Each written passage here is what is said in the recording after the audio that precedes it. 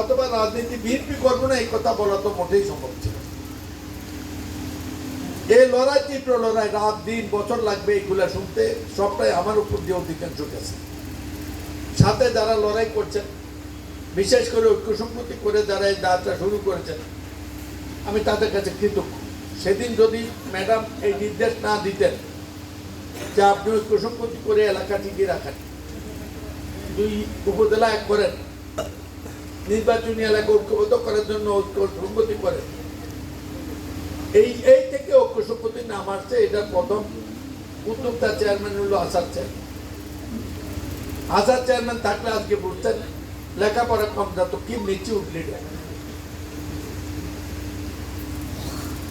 আমার দুর্ভাগ্য হলো আমার সময় আমি নেতা অনেক পেয়েছি, কিন্তু কেউ বেশি দিন বাঁচেন না।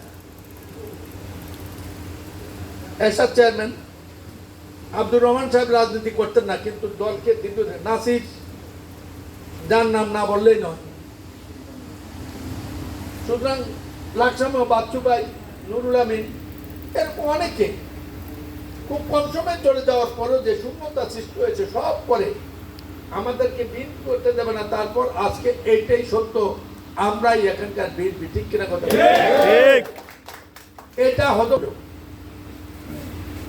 আমার তরফ থেকে যা করা সম্ভব সবটাই করেছে, যাতে আমরা সবাই একসাথে কাজ করতে পারি।